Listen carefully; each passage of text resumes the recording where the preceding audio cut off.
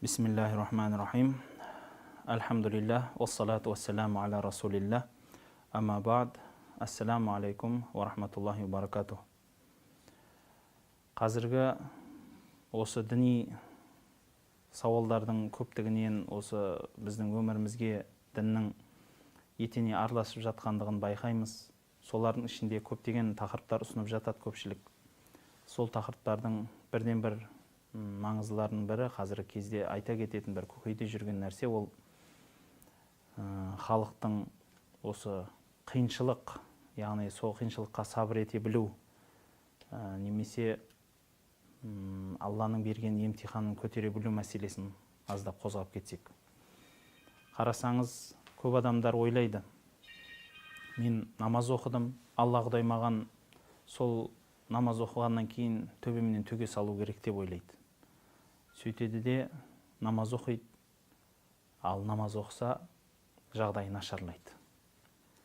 Мүмкін дүкені бар шығар, сол дүкені жақсы жүрмей қалады. Мүмкін өзі бойдақ болса, сол күйі үйлене алмай қалады біраз уақыт. Не бір жұмысқа кірсе, жұмысы дұрыс болмай қалады. Сөйтеді де айтады: мен қай жерде кеттім? Намазымды оқып жатырмын, оразамды тұтып жатырмын, бірақ ісім жүріспей тұр. Ораза тұталсам да, қанша қылып әрекет қылып, түнгі намаздар оқуға әрекет жасаймын, бірақ бір қандай да бір нәрселер кедергі болады істерімді дейді. Ал кейбіреулер осы сұрақтың жанында тағы да басқаша сауал қояды: енді мүлде намаз оқымаймыз, дегенмен ораза тұтуым болар, мүмкін жұма намазға барам. Тіптен оған да болмағанның өзінде Алла Құдайға сенем мен. Бірақ осы соңғы кездері өмірім қиындап кеткен сияқты. Басыма түскен ауырлықтарды кейде көтере алмай қалам, кейде ашуланып кетем дейді. Құран-ы Кәримде бұған Алла Тағала жауап айтады: сіздер иманға келе салып, яғни иман сөздерін айтып, ля иляха иллалла Мұхаммад Расулулла, яғни Алладан басқа Құдай жоқ, Мұхаммед оның елшісі дей салып, бірден жәннатқа кете бересіздер ме? Сіздерден әуелгілерді біз сынағандай, сіздерді де сынаймыз дейді. Осы мағынадағы Құранда бірнеше аяттар бар. Яғни мына өмірге Алла Тағала адамды алып келген соң, оның шын беріктігін, Құдайға деген иманының мықтылығын сынамай қоймайды екен. Ал пайғамбарымыз саллаллаху алейхи вассаламнан келген хадистерді сол тәлімге назар салатын болсақ, Алла Тағала өзінің сүйген пендесін көбірек сынайтын көрінеді. Себебі көбірек атымды айтса дейді екен, көбірек мені еске түсірсе екен дейді екен. Сол үшін көбірек сынақ береді. Содан болу керек, кейбір сәләф салихтарымыз, яғни өткен дүниеден өткен ұлықтарымыздың бірі айтатын көрінеді: егер өмірде өмірің қатты тыныш болып, бай, ауқатты болып, еш қам қайғысыз өтіп бара жатса, онда иманыңа назар сал. Мүмкін бір жерде қателік бар дейді. Иә, сіз бәлки намаз оқып, ораза тұтқан үшін қиналсаңыз, сіздің иманыңыздағы нәрседен емес ол. Бәлки сіздің өміріңіз қатты тыныш болып кетсе, міне сол кезде мүмкін сіздің иманыңызда бір қандай да бір сызат бар. Өйткені Алла Тағала жарамайтын затын сынамайды ғой. Сізде өзіңізде ойлаңызшы. Қолыңызда бір шыны ыдыс болсын, бір темір ыдыс болсын. Сол екеуін бір алдыңызда тұрған затқа, мысалы, қайсын қалай ғана қойып, мысалы, қалай ғана қолдануыңыз болады. Шыны ыдысты, мысалы, қолданғанда өте нәзік қолданасыз.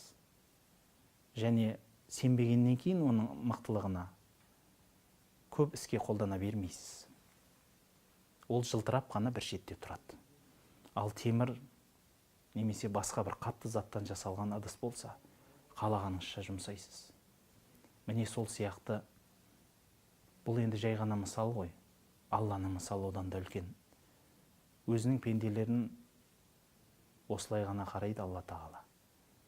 сынағын көтере алатын, Аллаға деген махаббаты шынайы болған адамды сынайды. Махаббаты әлі терең болмаған, Құдайға деген сенімі нық тұрмаған адамға Алла тағала сын жүктемейді. Ол әңгіменің бір жағы десеңіз, екінші бір жағы бар. Мына бір халықта жүрген ел аузындағы мысал бар ғой. Бұл болмаған уақиға. Жай ғана мысал ретінде айтылады, халыққа насихат болса екен деп. Бір адам жол сапарлап жолға шығады. Сөйтсе, жолдан бір қария қосылыпты бұл кісіге. Содан түнделетіп қосылған адам таңнан жол жүреді, бір жерге келіп шай ішеді, түс болады, онда да демалады, түс қайтады, кеш болады. Енді кешке жақын бір жерге демалуға отырып жатса, әлгі жігіт манағы қария орнынан тұрып кетіп баратыр екен. Сөйтсе, уа қария, қайда кетесіз? Түн болды ғой, демалайық десе, негізі мен жолдан қосылған едім саған, мен шайтан едім. Сені сынағым келіп еді. Бірақ сен білесің ба, мен сенен қорқып кетіп баратырмын деді. Өйткені мен Құдайдың бір айтқанын істемедім, соған шайтан болдым. Ал сен күніне Құдайдың 5 айтқанын істемедің. Күніменен жол жүрдің, намаз оқымадың. Саған Құдайдың бір бәлесі келеді. Сол бәлесі келгенде мен де алып кетпесе екен деп мен қашып баратырмын деген екен. Бұл көпшілік адамға сабақ болсын үшін айтылады. Адам бұл дүниеге ішіп жеу үшін келмеген.